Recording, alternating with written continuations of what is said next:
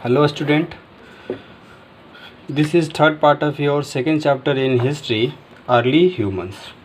Through this part, we will try to know about customs and beliefs of early humans, prehistoric art, discovery of fires, usefulness of fires, Mesolithic age or Middle Stone Age. Okay, let's get started. There is nothing known to us about the customs and beliefs of those times. There is not much data available which could point to their religious beliefs. Since they feared the fury of nature, perhaps they worshipped nature. But the correct answer to these questions await further discoveries, research and excavations by archaeologists. बताया जाता है कि जो आदि मानव थे उनके रीति रिवाज, परंपरा तथा धार्मिक विश्वास के बारे में कहा जाता है कि उस समय के रीति रिवाज तथा धार्मिक मान्यता के बारे में कुछ खास हमें जानकारी नहीं है। ऐसा बोला जा रहा है इतिहासकारों द्वारा कि there is nothing known to us. अभी तक हमारे पास जो जानकारी है वो उनके रीति रिवाज और परंपरा के बारे में कुछ खास नहीं है। उस समय के बारे में करें कि ऐसा कोई भी ऐसा सोर्स अभी अवेलेबल नहीं है जो उनके धार्मिक मान्यता के बारे में बताती हो। चूँकि वे लोग प्रकृति के क्रोध से डरते थे, हालांकि फिर भी वे लोग प्रकृति की पूजा करते थे। लेकिन इस क्वेश्चन का कि उनकी धार्मिक रीति रिवाज और मान्यताएं क्या थी, इनको जानने के लिए हमें वेट करना चाहिए आगे जो खोज होती हैं, जो अनुसंधान के रिजल्ट आते हैं, या फिर आर्कियोलॉजिस्ट लोग जो अपना एक्सकेवेशंस करते हैं उनसे जो जानकारी मिलती है तब उनको हम लोग इसमें शामिल किया जा सकता है। अभी कुछ कह नहीं सकते हैं कि अभी जानकारी प्राप्त नहीं है, अभी तक नहीं है, तो उनका कोई धार्मिक रीति रिवाज या विश्वास होता ही नहीं होगा, right. Pre historic art. A lot of rock paintings have been found in the caves and rock shelters where people of this age resided.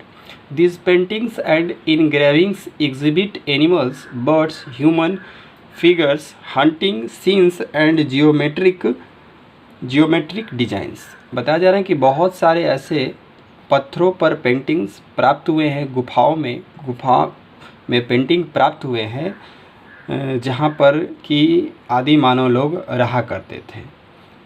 ये जो पेंटिंग्स थी, इस पेंटिंग्स में जानवरों के चित्र, पक्षियों के, मानव के तथा शिकार करते हुए दृश्य तथा जियोमेट्रिक डिजाइन जैसे कि ट्रायंगल का, जैसे कि स्क्वायर का, ये सारे चीज़ें प्राप्त हुए हैं, right. Now discovery of fire. Discovery of fire must have been incidental. बताया जाता है कि आग का खोज जो है वो अवश्य ही आकस्मिक हुआ होगा।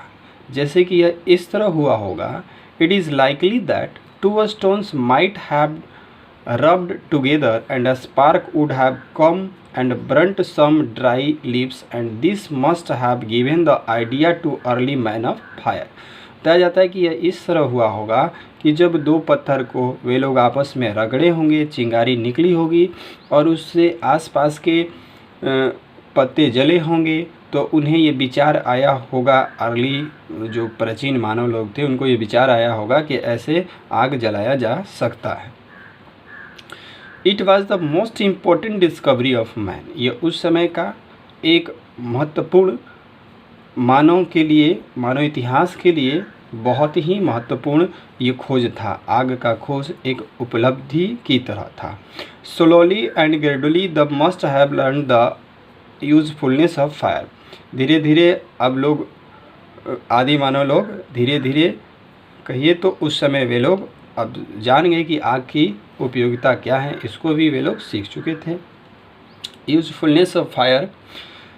First man started to eat cooked meat rather than raw meat. अब जब आग का आविष्कार हो गया तो अब वे लोग कच्चे मीट खाने की अपेक्षा वे लोग अब पकाए हुए मीट खाने लगे।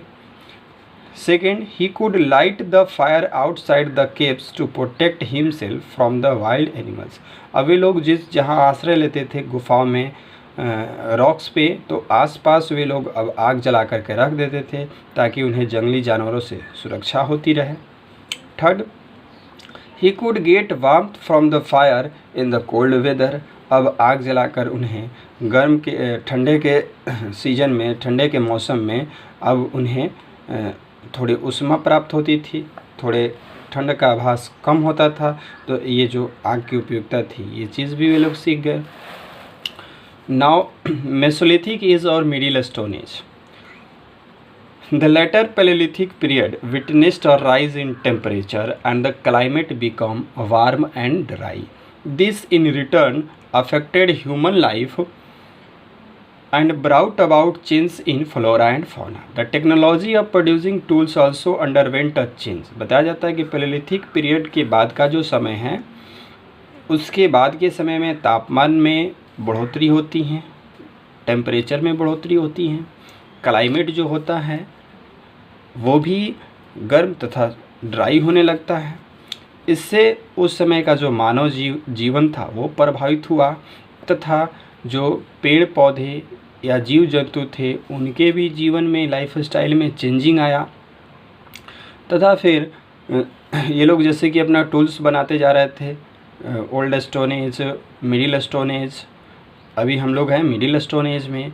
तो टूल्स, कुछ technology of producing tools also underwent a change. अब टूल्स की मदद से अब वे लोग शिकार आसानी से करने लगे थे, आग का खोज भी हो चुका था, ये सारे चीज़ भी थे, इनके जीवन को प्रभावित किया। The Mesolithic man was still in the hunting and gathering stage of subsistence, but there was a shift in the pattern of hunting from big game to small game, hunting and to fishing and falling. The Mesolithic man was still in the hunting and gathering stage of subsistence. अभी भी जो Mesolithic जो man थे, अभी भी वे लोग शिकार कर रहे थे तथा अपने जीवन निर्वाह हेतु शिकार को इकट्ठा किया करते थे।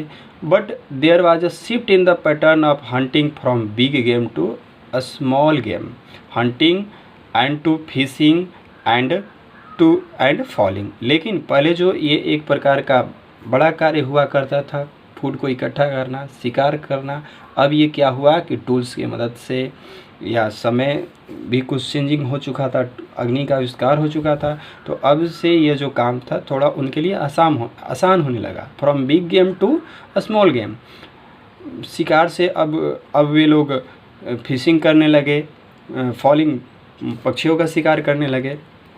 The use of animal bones as tools along with a stone marked the biggest change in the life of man from Paleolithic age to the Mesolithic age. अब वे लोग जानवरों की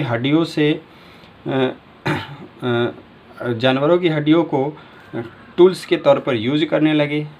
जैसे कि जानवरों की हड्डियों से वे लोग अब टूल बनाने लगे, स्टोन भी उसमें अटैच करके, जिससे कि अब उनके जीवन, मानव लोगों के जीवन में, अर्ली ह्यूमंस लोगों के जीवन में बहुत बड़ा बदलाव आया। और ये बदलाव उनको पैलेलिथिक एज से लेकर के मेसोलिथिक एज तक लेकर अब वे लोग मेसोलिथिक एज में आ गए। बहुत कुछ उनके लाइफ स्टाइल में चेंजिंग देखा गया। The Mesolithic man started using specially weapons known as microlith और pygmy tools made a jasper chalk और blood stone. Right, Mesolithic man जिस तरह के खास औजार का, हथियार का उपयोग करते थे उसे माइक्रोलिथ या पिग्मी टूल्स कहा जाता है, जो कि एक लाल रंग के चौक से बना हुआ करता था, या ब्लड स्टोन भी इसको कह सकते हैं। He started using wooden handles for tools and weapons. The beginning of the art of making clay pots is also a significant development of the Mesolithic age. अब वे लोग अपना जो इक्विपमेंट था, वेपन्स जो था, उनको पकड़ने के लिए लकड़ी का हैंडल्स का भी यूज करने लगे। अब वे लोग मिट्टी के बर्तन बनाने की कला जो थी उससे भी परिचित हो गए थे, अब ये भी शुरू हो चुका था। ये सारे चीज़ जो थे ये मेसोलिथिक एज का एक महत्वपूर्ण विकास था। मेसोलिथिक एज में ये डेवलपमेंट देखा गया। The next stage of development in stone tool technology from about 10,000 years ago is known as the Neolithic age. You will study about this in the next chapter. अब देखिए middle stone age के बाद जो stone age आएगा उसको कहते हैं neolithic age या न्यू स्टोन एज। और न्यू स्टोन एज बताया जा रहा है कि स्टोन टूल के टेक्नोलॉजी में स्टोन टूल बनाने की जो तकनीक हैं उसमें भी और समय के साथ और डेवलपमेंट हुआ और विकास हुआ। लगभग आज से 10,000 साल पहले की बात है, विकास हुआ। तो उस समय अब जिस समय में इन चीज़ों का उपयोग होने लगा और डेवलप्ड वेपन्स का उपयोग होने लगा तो उस समय को हम लोग न्यूलिथिक एज के नाम से जानते हैं या न्यू स्टोन एज के नाम से जानते हैं। आप न्यूलिथिक एज या न्यू स्टोन एज के बारे में आप अच्छे से नेक्स्ट चैप्टर में पढ़ेंगे। ओके।